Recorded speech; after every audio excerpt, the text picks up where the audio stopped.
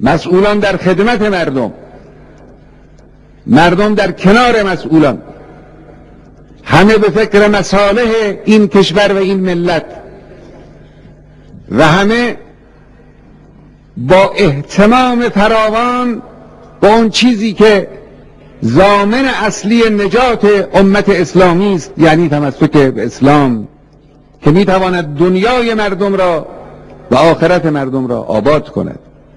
امروز از خدا بخواهید این روحیه را، این ایمان را، این نشاط و شادابی را در شما. السلام علیکم و رحمت الله. من توصیم به مسئولین و ملت این است که به تهدیدهای دشمنان اعتنا نکنند، راه خودشون رو ادامه بدن و کار خودشون رو بکنن. البته مسئولین زیرک باید هوشیار باشند، غافل نباید باشند. این رو هم عرض بکنیم، ما مثل دولت مردان آمریکا جنگ طلب نیستیم. اونا جنگ طلبن، دنبال جنگن، ما جنگ طلب نیستیم.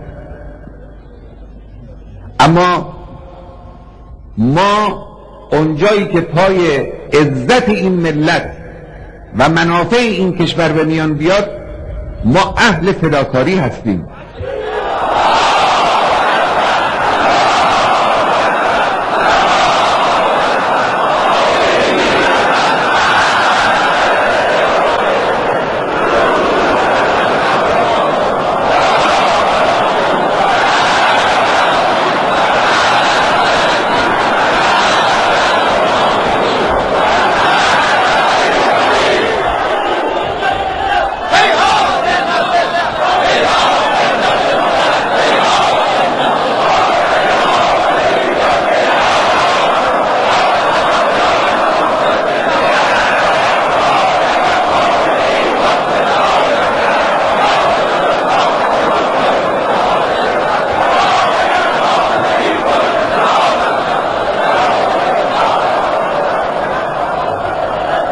ما اهل فداکاری هستیم. ما فداکاری را مخصوص آحاد ملت نمیدونیم. رهبران آمریکا، رئیس جمهور و دولت مردان اصلی آمریکا بعد از قضیه 11 سپتامبر که به 2 برج نیویورک حمله شد، تا 2-3 روز از رئیس جمهور و معاونش و دولت مردان درجه 1 خبری نبود، گم و گور بودن. ما اینجوری نیستیم. ما اگر خدای نخواسته برای این ملت تجربه تلخی به امتحانی پیش بیاد، خود ما پیشاپیش ملت لباس رزم میپوشیم، آماده فداکاری میشیم.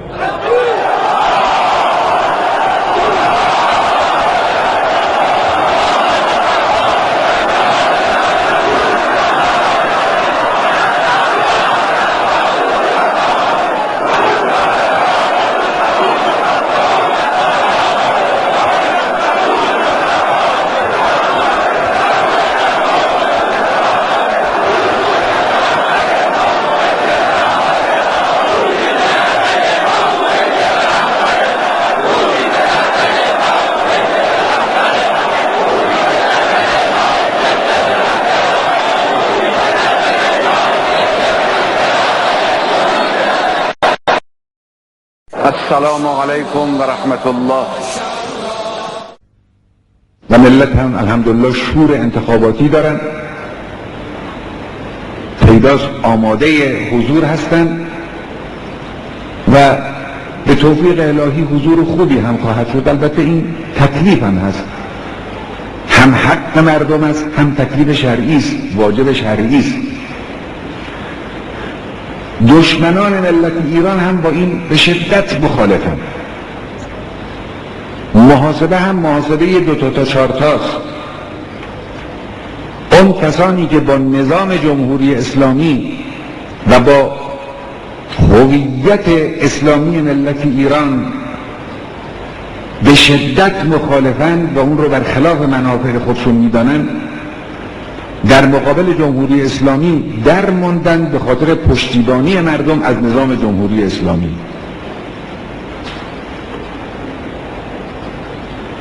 و الا قدرت‌های مادی دنیا بمب اتم و توپ و تانگ و اراده های خبیث کم ندارن،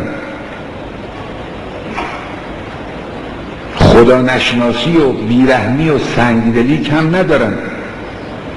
اون چیزی که امروز تا امروز مثل یک سدی جلو تعرض اونها رو به نظام جمهوری اسلامی گرفته حضور شما مردمه.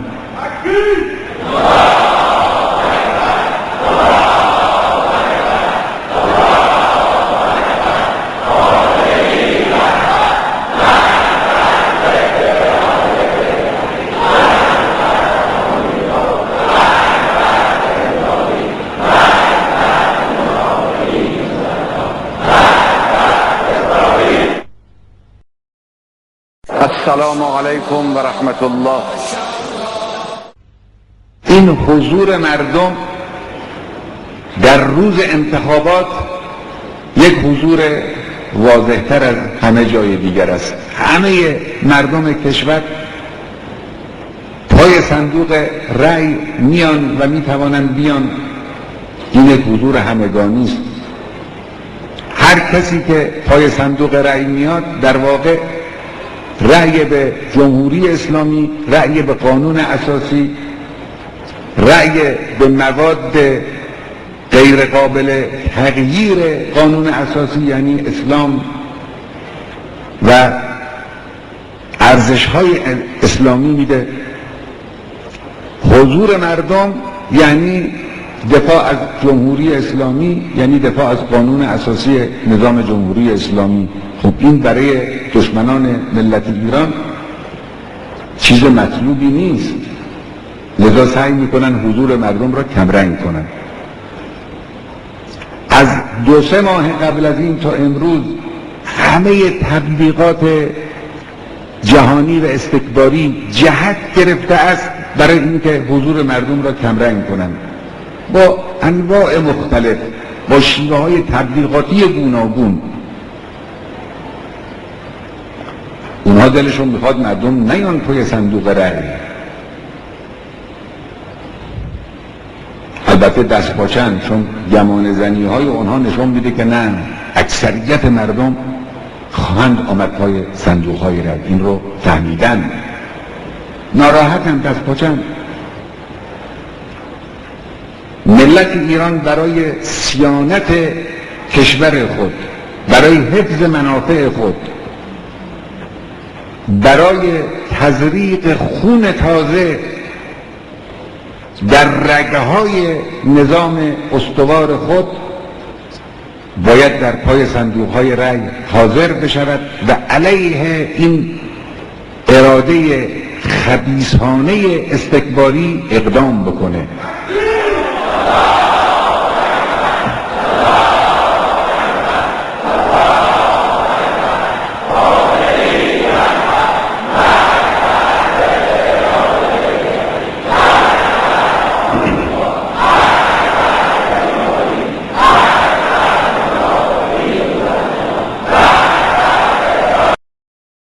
السلام علیکم و رحمت الله.